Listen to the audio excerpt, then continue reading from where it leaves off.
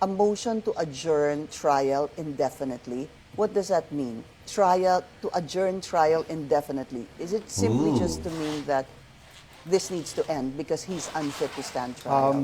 Exactly that. Pag nag-antay ng eleksyon si Inday Sara, baka hindi siya manalo. Ako'y naninindigan po doon. Pag hindi natanggal si Marcos Jr. bagong 2028, at kapag nakaupo pa rin si Marcos Jr. sa 2028 at magkaroon ng eleksyon, hawak ni Marcos Jr. mga makina, hindi niya pananalunin si Inday Sara Duterte. Tandaan niyo yan. Mukhang makakabalik na si Tatay Digong sa Pilipinas, mga kadonatics. Nako naman! At eto, dalawang alipores ni Zaldico, tinatago na. Sobra naman, mga kadonatics. Talagang guilty na guilty sila sa nangyayaring korupsyon. At eto ang isang matinding babala ni Attorney Harry Roque patungkol sa 2028 presidential election. Panawarin natin, mga kadonatics. Ito yung sinasabi dito, mga kadonatics. Okay? Pagbabalik ni Tatay This Digong. unfit to stand trial, when the defense says a motion to adjourn trial indefinitely, what does that mean? To adjourn trial indefinitely. Is it simply just to mean that this needs to end because he's unfit to stand trial? Exactly that. In fact, Ooh. when I first read it, I was wondering, what do they mean with a permanent stay in proceedings? It's not as if the accused will be kept in jail while waiting for him to improve and to be able to become fit all over again to stand trial. So I think they're setting it up. The basic idea is he will be declared unfit to stand trial, and then they send him home. Alright, mga kadonatics, what do you think? Talaga naman kailangan ng ibalik si Tatay Digong kasi unfit naman talaga siya, mga kadonatics. Sa kanyang edad, 80 years old, tapos ngayon, mga kadonatics, minsan hindi na alala si Tatay Digong.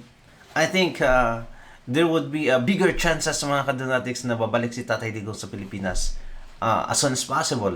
The mental fitness of the accused, if you look at the larger picture, is actually not really a ground for to stop the trial. It is a ground. It is a justifying circumstance. It is a factor that will for the court to say that, well, the guy was really too crazy, or the guy was not able to realize the moral impact of his decisions, and therefore he cannot be held responsible for his acts. Are you sure? So that is the classic way in which the fitness of the mental or psychological fitness of the accused comes into play. It's like the insanity defense, Right.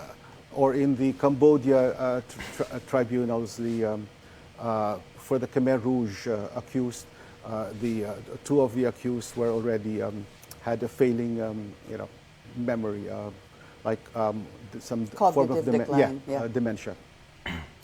But that's why I said it earlier, it was quite creative, because they're using the same argument, not as a justifying circumstance, because that can be raised only as part of the trial in chief, meaning it will have to be pleaded as a defense during the trial. They're using it as a ground for a preliminary, in effect, dismissal of the case. And it's never been done before.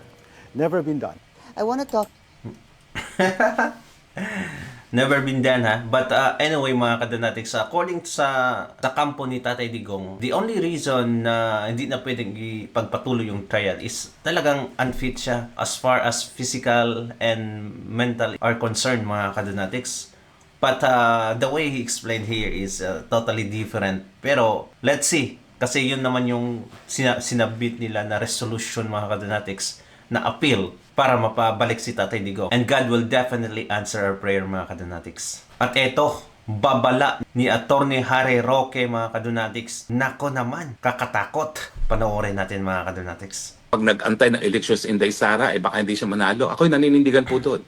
Pag hindi natanggal si Marcos Jr. bagong 2028, at kapag nakaupo pa rin si Marcos Jr. sa 2028 at magkaroon ng eleksyon, hawak ni Marcos Jr. mga makina, hindi niya pananalunin si Inday Sara Duterte.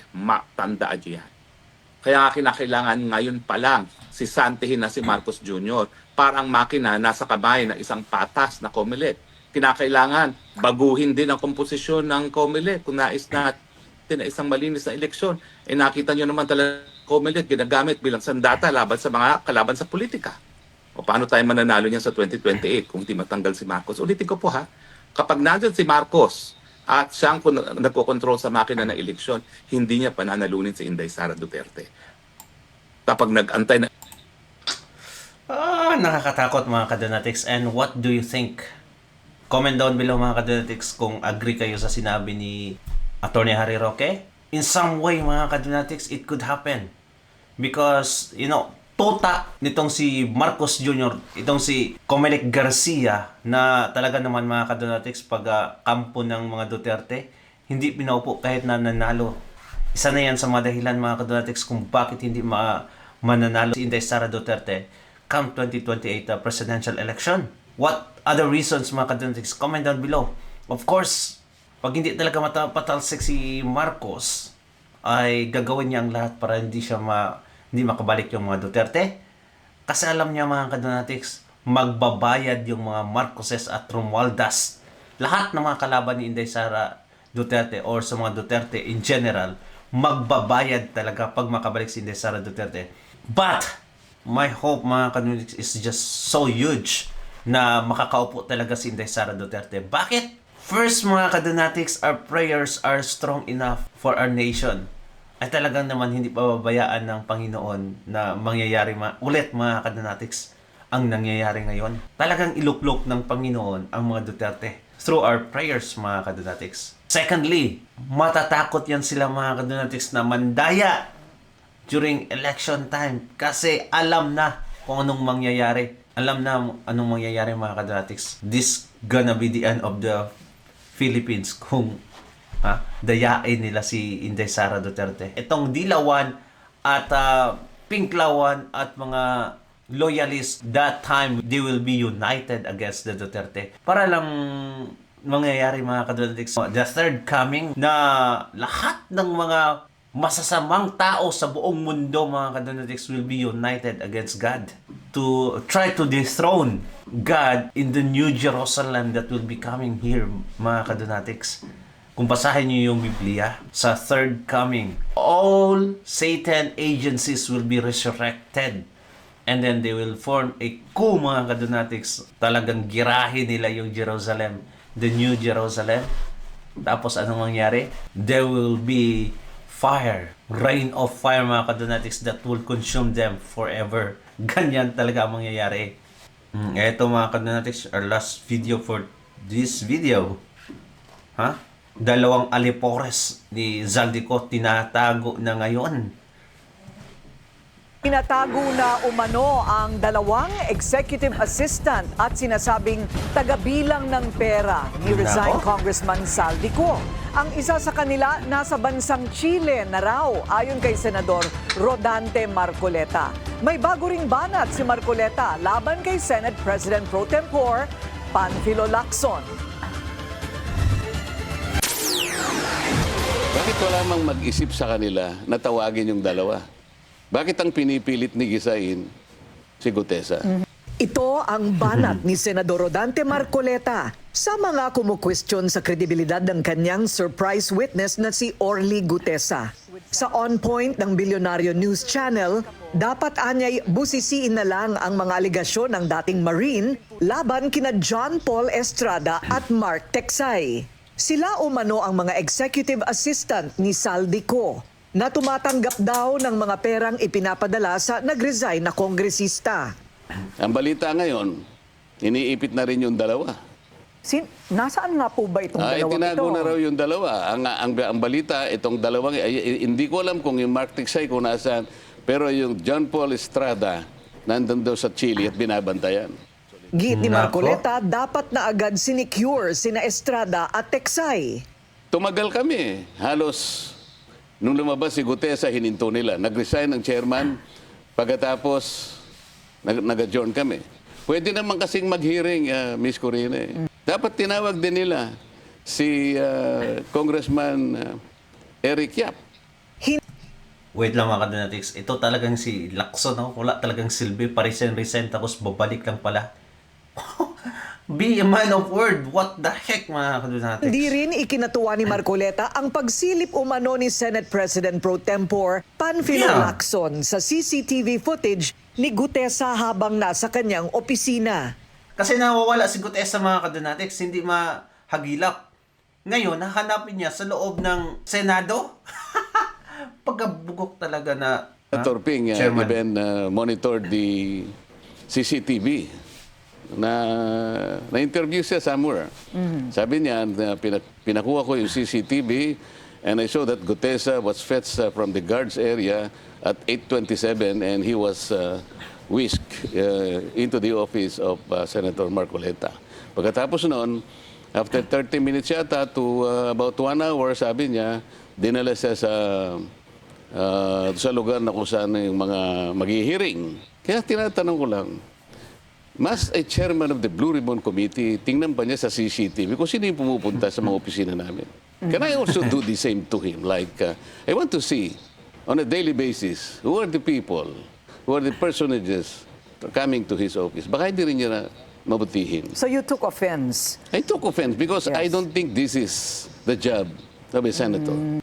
Nang tanong Tapos na nag-react si Pampilo Lacson nito mga kadonatics and sinabi niya kay Marcoleta na don't be a skinned onion. Bugok. Ay nako.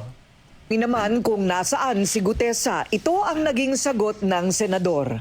Sana alam ko kasi nung huli ko siyang makita pagkatapos ng hearing, inayawan niya yung witness protection program. Nagbago ang isip niya. Sabi niya, wag na po. Sabi niya, ganon.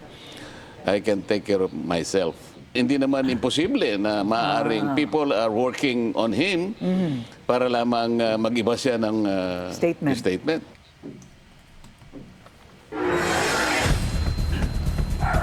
Hindi man alam kung nasaan si Orly Gutesa sa ngayon, naniniwala si Senador Marcoleta na ito'y sisipot sa pagdinig ng Senate Blue Ribbon Committee kung kinakailangan. Wala rin daw paglabag sa interparliamentary courtesy kung iimbitahan ng komite sina Saldico at Leyte Congressman Martin Romualdez. Well, mga kadonatics, what do you think, ha? Sana man lang na okay si Gutesa at lalabas na yung mga alipores ni Saldico. At may malaking pasabog daw ng witness itong si Pampilo Lacson, mga kadonatics, na magtuturo talaga sa kriminal. Ewan ko kung si Alcantara, mga Diskaya, hindi pa yun matinding witnesses, mga kadonatics, na nagtuturo kay Saldico at kay Romualdez. Ewan ko talaga. Ano kaya ang pa-surprise ni Pampilo Lacson, mga kadonatics? Baka iba yung ituturo sa surprise witness na naman niya. Nako, eto lang. Baka si Inday Sara Duterte ang ituro, mga kadonatics. Patay tayo dyan. Magkagulo ang Pilipinas. Gulo na nga tayo, mga kadonatics. Ay, nako. Tinatawanan na lang natin mga nangyayari kasi kung ma-stress tayo, mga kadonatics, talagang magkasakit pa tayo, maapektuhan tayo sa ng mangyayari. Kaya for me na lang ngayon is let's continue on praying. If there's a call for BBM resignation or impeachment, mga kadonatics, I will truly support that. I will probably go out to the street, mga kadonatics. Comment down below and thank you so much, mga kadonatics. Don't forget to subscribe and like this video. God bless you. Ingat palagi. Bye-bye.